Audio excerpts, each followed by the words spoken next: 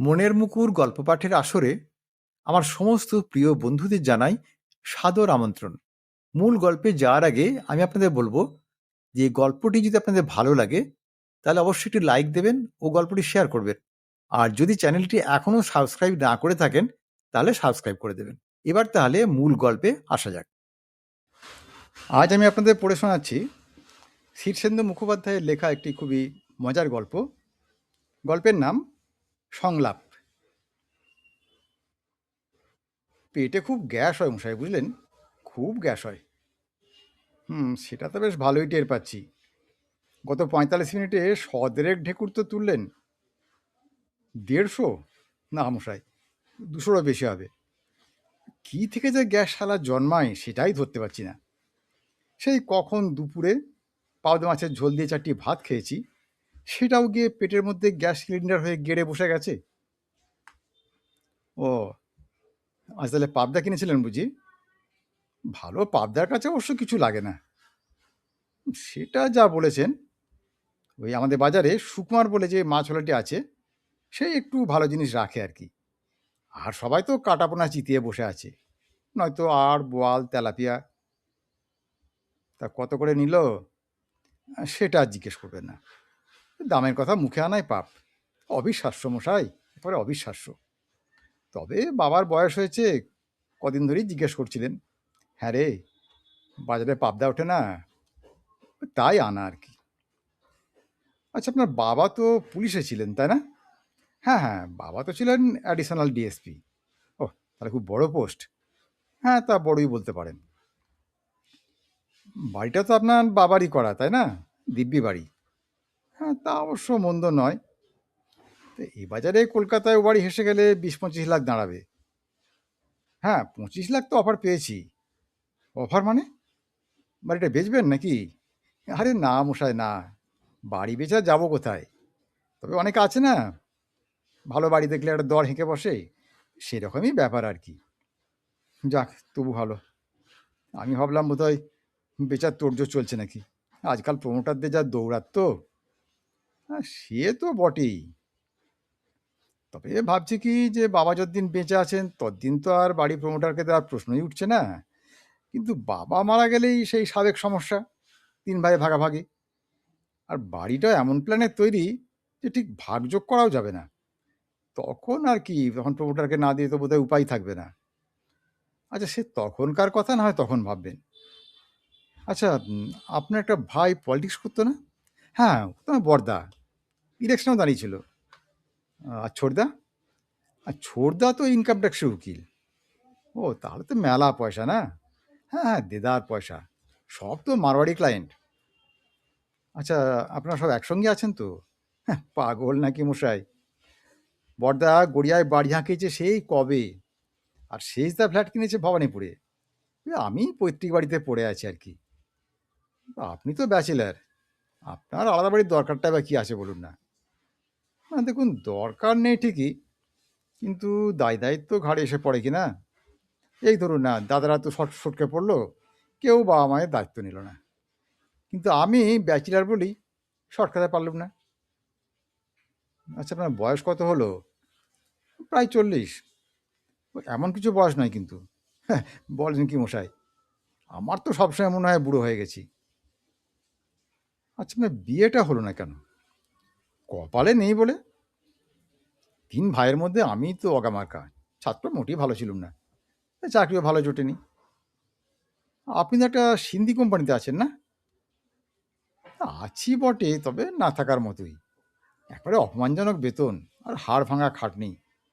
কোনো রকমে গ্রাহচ্ছাদনটা চলে যায় আর কি। ও, তাহলে কি সংসারটা বাবার টাকায় চলে নাকি? চললে তো হতোই, কিন্তু ওটা আমিই চালিয়ে নিচ্ছি। বেতনের টাকা সবটাই প্রায় খরচ হয়ে যায়। তা যাক, আমার আছেই বাকে, খাবেই বাকে। আচ্ছা, আপনার দাদারা কিছু দেয় না? না, আমিও চাই না, তারাও দেয় না। ও, তাহলে আপনি তো দিচ্ছি স্কেপগোট, বলির পাঁঠা। তা বলতে পারেন। তবে দেখুন, অত হিসেব টিসেব করে হবেই বা কি, চলে তো যাচ্ছে। হ্যাঁ, তবে অসুখ বিসুখ বা মোটা খরচে পাল্লায় পড়লে অবশ্য বিপদ ঘটবে। আচ্ছা, বাবা তো কিছু দিতে পারেন। আফটার অল পুলিশের চাকরি করেছেন, হাতে তো ভালো থাকারই কথা, আছেও তো, কিন্তু দেন না। তার সাফ কথা যে এতদিন তোমাদের প্রতিপালন করেছি, এখন তোমাদের কর্তব্য মা বাবার প্রতিপালন করা। আর এই নিয়েই তো মশাই দাদাদের সঙ্গে খিটিমিটি।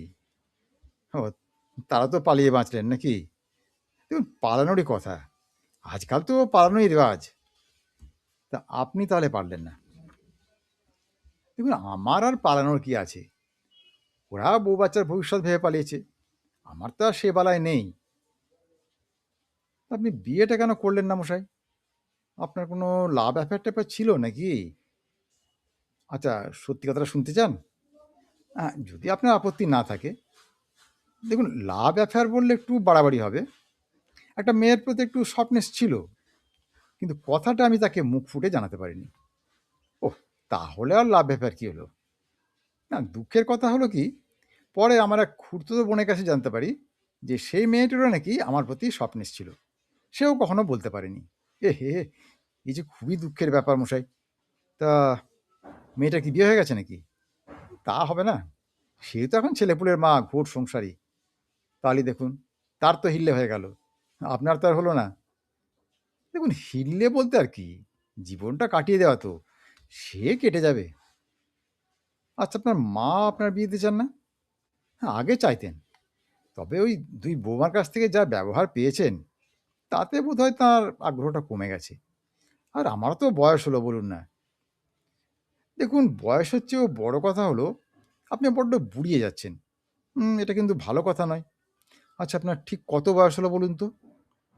এই তো ৩৮ পূর্ণ হয়ে ৩৯ চলছে। হ্যাঁ, দেখুন, সাহেবরা তো এই বয়সেই বিয়ে করে, তাদের জীবন শুরু হয় ৪০-এ। আরে মশাই, সাহেবরা সব ব্যাপারই তো আমাদের চেয়ে এগিয়ে, তাদের সঙ্গে কি আমাদের তুলনা হয় বলুন? আহা, তারাও তো রক্ত মাংসের মানুষ, তাদের তো জড়াব্যাধি আছে নাকি? তা আছে, তবু তুলনা হয় না। ওরা জীবনকে ভোগ করতে জানে, আর আমরা জীবনটা কাটিয়ে দিই মাত্র।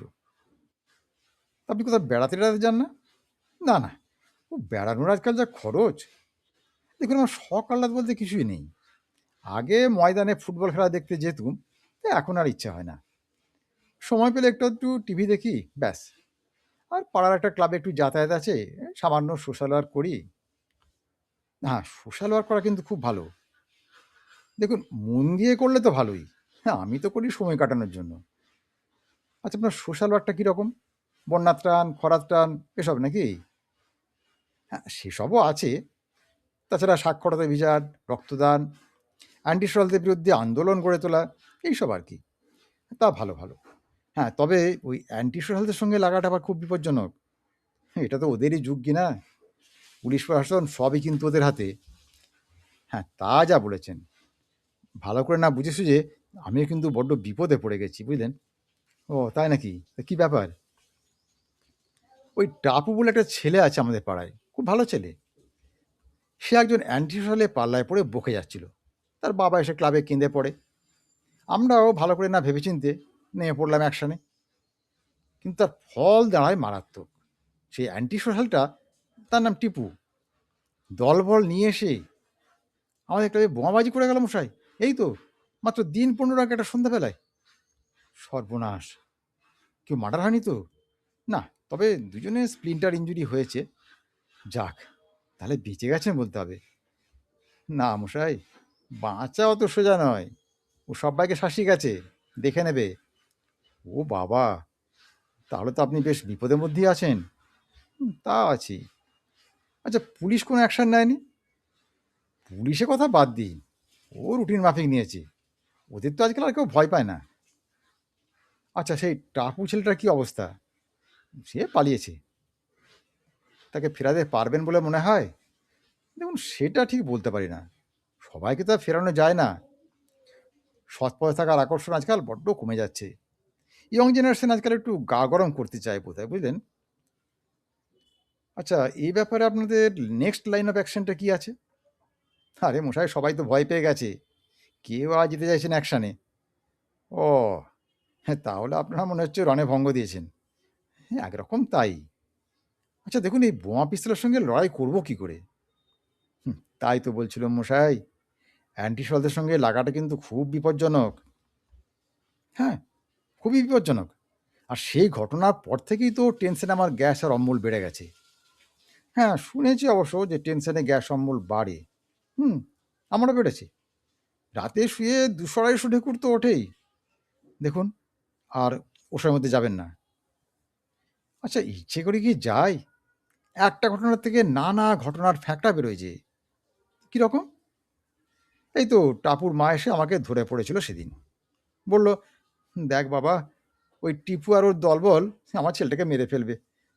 তুই একটা কিছু কর। আমি মহিলাকে কিছুতেই বোঝাতে পারি না যে আমার মতো ভীতুকে দিয়ে কিচ্ছু হওয়ার নয়। অগত্যা বললাম, আচ্ছা, চেষ্টা করে দেখব। আচ্ছা, তা চেষ্টা করেননি তো? কিন্তু চেষ্টা করেছি বলা যায় না। তবে টিপুর হদিশ করতে শুরু করি। ও বাবা! আপনি তো সাংঘাতিক লোক মশাই। দেখুন কি করব বলুন? ভদ্রমহিলা এমন কান্নাকাটি করলেন যে কিছু না করেও আর থাকা যায় না। তা হদিশ পেলেন নাকি? পেলুম। ওই পাশেই পালপাড়ার একটা ছেলে খবর দিল, ওদের বাড়ির কাছে একটা রাংঝালাইয়ের দোকানের পিছনে থাকে। Hide out. ও মশাই, শুনে যে আমারই বুক ধড়ফড় করছে। হ্যাঁ, সে আমারও করছিল। তো জাননি তো?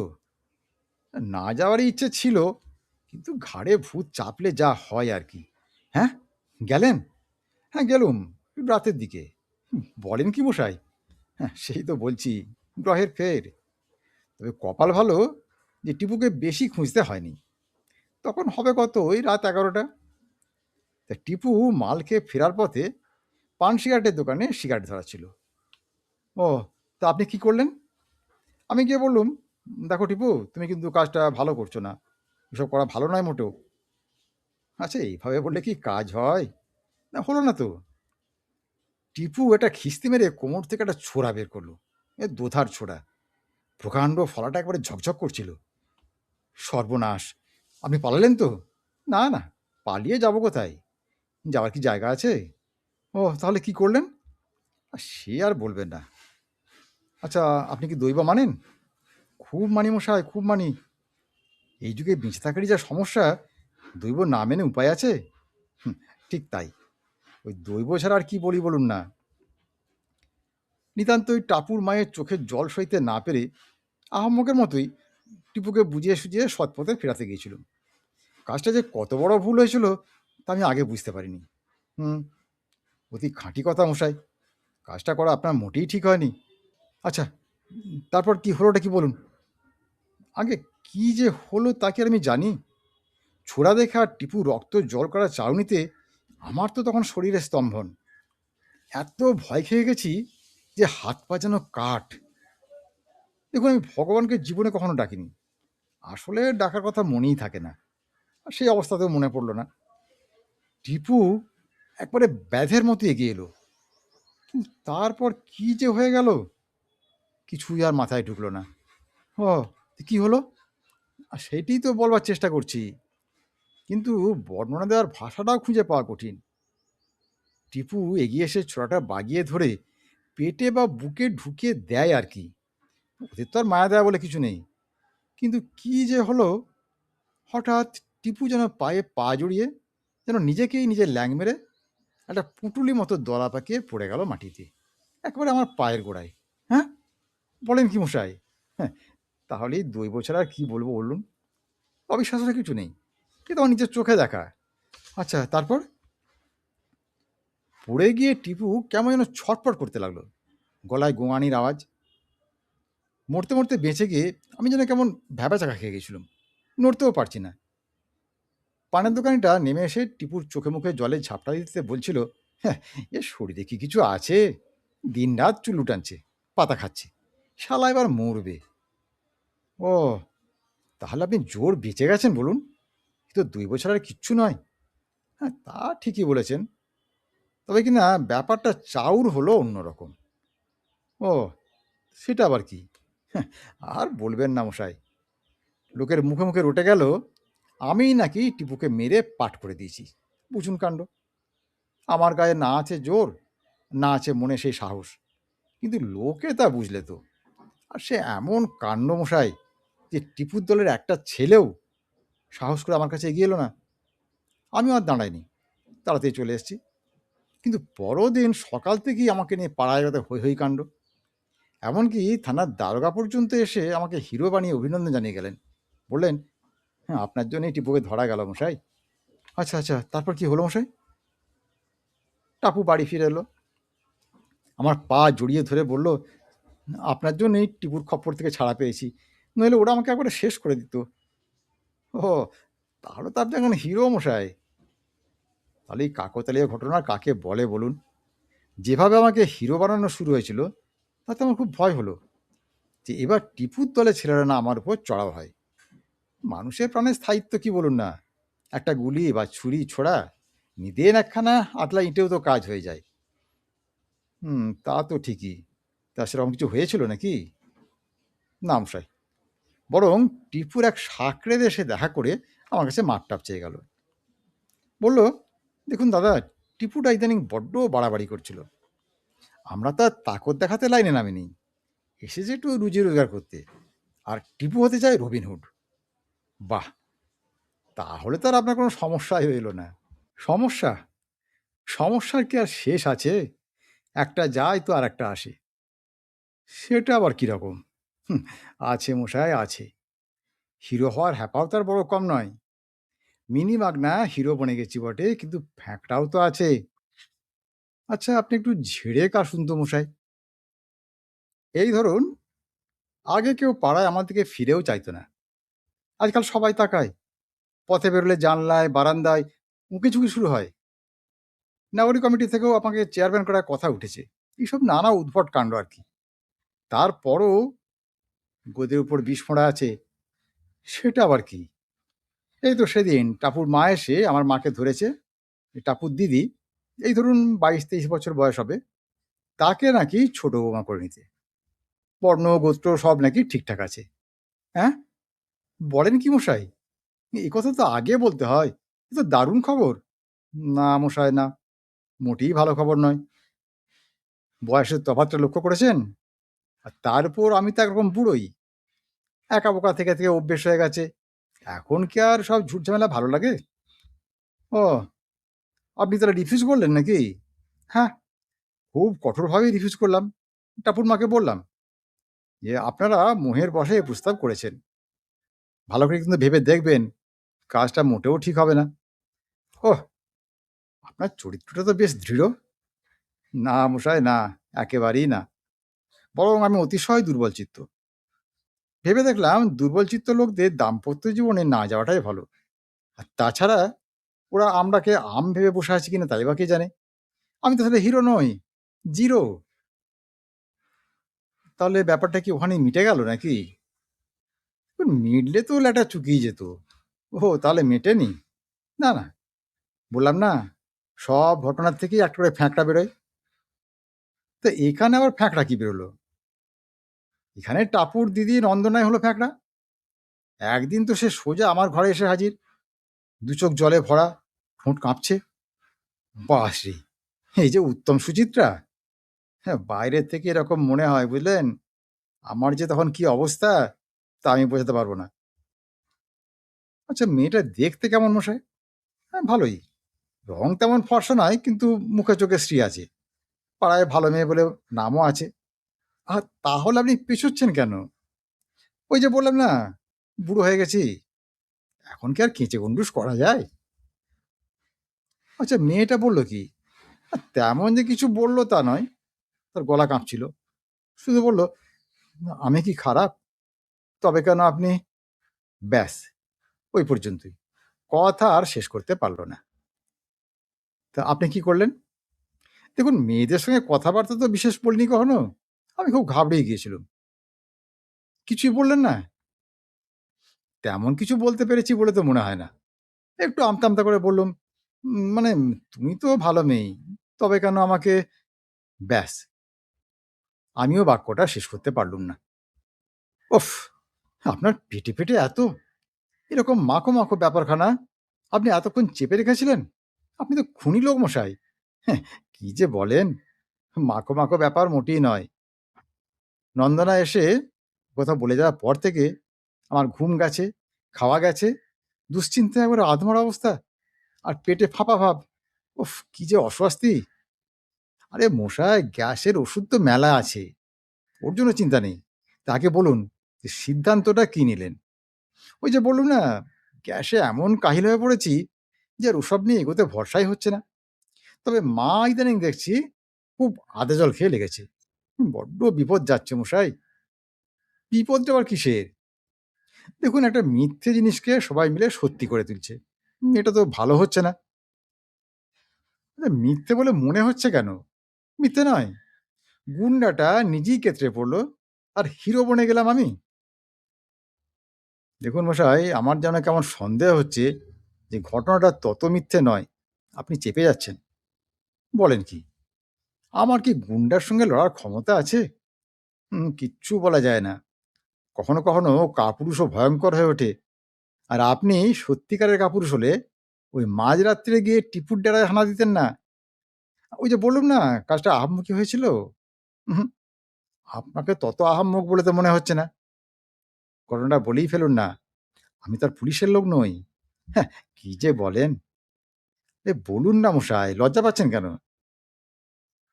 আসলে কি জানেন, ঘটনাটার সময় আমি এমন বিভ্রান্ত অবস্থায় ছিলাম যে সত্যিকারে কি ঘটেছিল তা আমি নিজেও জানি না। হ্যাঁ, এই তো এবার মাল বেরোচ্ছে। টিপুর মতো গুন্ডা আপনাকে ছোড়া মারতে এসে হঠাৎ কনভালশন হয়ে ঢলে পড়বে, এমন ঘটনাটা ঠিক বিশ্বাসযোগ্য তো নয়। হ্যাঁ, ওইটাই তো মুশকিল। আমার যেটুকু মনে পড়ছে তাই বলেছি। বাকিটা কিন্তু আমার স্মৃতিতে নেই। তাহলে মশাই বলতেই হবে যে আপনি টিপুর চেয়েও অনেক বেশি ডেঞ্জারাস লোক। ছি, ছি, কি যে বলেন! আমি জীবনে কখনো মারপিট করিনি। প্রয়োজন পড়েনি বলেই তো করেননি। কিন্তু এলিমেন্টটা আপনার ভিতরে ছিলই। তাহলে আপনি কি বলতে চান যে আমার ভেতরে একজন অচেনা আমি আছে? হ্যাঁ, সে তো সকলের ভেতরেই থাকে। কি জানি মশাই। লোকে বলছেও বটে যে আমার বিবরণটা ঠিক বিশ্বাসযোগ্য নয়। অনেকেই নাকি দেখেছে আমি টিপুকে পেটাচ্ছি। আর হাসপাতালের ডাক্তাররাও টিপুর ইনজুরি রিপোর্ট দিয়েছে। কিন্তু আমি ব্যাপারটা কিছুই বুঝতে পারছি না। আপনি যা বলছেন তা যদি সত্যি হয়ে থাকে, তবে তো চিন্তার কথা। চিন্তা আবার কিসের? এই যে আমার ভেতরে একজন হিংস্র, নিষ্ঠুর, অ্যাগ্রেসিভ লোক লুকিয়ে রয়েছে। এটা কি চিন্তার কথা নয়? বেশ ভয়েরই ব্যাপার। তা ভয় পেলে একজন পাহারাদার বসালেই তো হয়। পাহারাদার? সে আবার কি? কেন? সবচেয়ে ভালো পাহারাদার তো নন্দনাই হতে পারে। যাহ, আপনি কি যে বলেন! আপনি কি মনে করেন যে বিয়ে মানুষের কোনো উপকার করবে? আমার তো কথা ভাবলে পেটে গ্যাস বেড়ে যায়। দেখলেন না কতগুলো ঢেকুর তুললাম? আজকাল আবার বড্ড বেড়ে গেছে। আচ্ছা, বলুন তো, টিপুর অবস্থা এখন কেমন? যদ্দূর জানি পুলিশ পাহারায় হাসপাতালে তাকে রাখা হয়েছে। খুব সিরিয়াস কিছু অবশ্য নয়। আচ্ছা মশাই, এবারে একটা কথা বলুন তো, টিপুর কি নন্দনের উপর একটা নজর ছিল? আপনি কি করে বুঝলেন মশাই? কিন্তু কথাটা মিথ্যেও নয়, ছিল। হ্যাঁ, বুঝতে বেশি মাথা ঘামাতে হয়নি। টাপুকে হাত করার পিছনে হয়তো ওটাই ছিল তার উদ্দেশ্য আসল। তাই হবে। নন্দনার মাও ঠাড়ে ঠোড়ে কথাটা আমাকে জানিয়েছেন। নন্দনা নাকি টিপুর ভয়ে কিছুদিন মামার বাড়িতে গিয়ে পালিয়েছিল। তাহলে দেখুন, আপনার কি এখন উচিত নয় নন্দনাকে ভয়ের হাত থেকে মুক্তি দেওয়া? আমার কি গরজ বলুন না? হুম, গরজ আছে বই কি। অসহায় অবলা নারীকে রক্ষা করাই তো পুরুষের ধর্ম। টিপু সেরে উঠলে যে নন্দনার আবার বিপদ। তা নন্দনা তো আর কাউকে বিয়ে করলেই পারে। সেটা কি বিচারণা হবে না? তার যে আপনাকে পছন্দ। দূর, আমি বুড়ো, গ্যাসের রুগী, কম বেতনে অপদার্থ একটা লোক। তা আমার মধ্যে কি দেখলো বলুন তো? সেটা নন্দনাকে জিজ্ঞেস করছেন না কেন? করি বা কি লাভ? যা বলবে তা তো গ্রহণযোগ্য হবে না। প্রেম তো একটা ইমোশনাল অ্যাক্সেস। ওর কোনো জোরালো ভিত কিছু নেই। হ্যাঁ, আপনার কপালে কি আছে জানেন? কি বলুন তো? বয়স হলে বিড়বিড় করে কথা কওয়া, উদ্ভট উদ্ভট সব কাণ্ড করা, বাতিক আর বাইকগ্রস্ত হয়ে পড়া, যা ব্যাচেলারদের হয় আর কি। আর তাছাড়া দাদারা ভুচুং ভ্যাচুং দিয়ে বাড়ি দখল করবে, হাতের পাতে যা কিছু হাতিয়ে নেবে। আর আরো বুড়ো হলে আপনাকে গিয়ে উঠতে হবে বৃদ্ধাশ্রমে।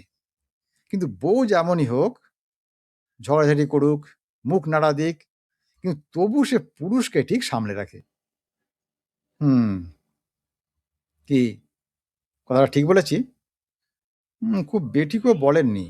ব্যাচেলারদের তো ওই রকমই হয়ে থাকে। তাহলে একটু ভাবি। হ্যাঁ, ভাবুন, কিন্তু বেশি নয়। ভাবতে সময় নিলে ওদিকে হাউসফুল হয়ে যাবে। নন্দনায় কি পড়ে থাকবে ভেবেছেন? আগেরটির বেলায় যা হয়েছিল, এর বেলায়ও ঠিক তাই হবে। আপনি মশাই বড্ড ভয় দেখান তো। না, না, ভয় দেখাচ্ছি না। আপনাকে সৎ পরামর্শ দিচ্ছি। আপনি আজকের দিনটা ভাবুন। ভেবে কাল সকালেই নন্দনাকে জানিয়ে দিন যে আপনি তাকেই বিয়ে করবেন। একেবারে কাল সকালেই। হ্যাঁ, কাল সকালেই। কিংবা আজ রাতেই। কিংবা এক্ষুনি গিয়ে একেবারে চোখ বুজে বলে ফেলুন গিয়ে। যান। আচ্ছা, তাহলে চলি মশাই। হ্যাঁ, হ্যাঁ, একটু পা চালিয়ে যান। আজকের গল্প তাহলে এখানেই শেষ করছি। গল্পটি কেমন লাগলো তা কমেন্ট করে জানাবেন। আর যদি ভালো লাগে তাহলে একটা লাইক দেবেন ও গল্পটি শেয়ার করবেন। আর যদি মনের মুকুর চ্যানেলটি এখনও সাবস্ক্রাইব না করে থাকেন তাহলে এখনই সাবস্ক্রাইব করে দিন। আজ তাহলে আসি বন্ধু, খুব শিগগিরই আবার হাজির হব এরকম একটি সুন্দর গল্পের ভিডিও নিয়ে। ততক্ষণ সবাই খুব ভালো থাকুন, সুস্থ থাকুন, আনন্দে থাকুন। নমস্কার।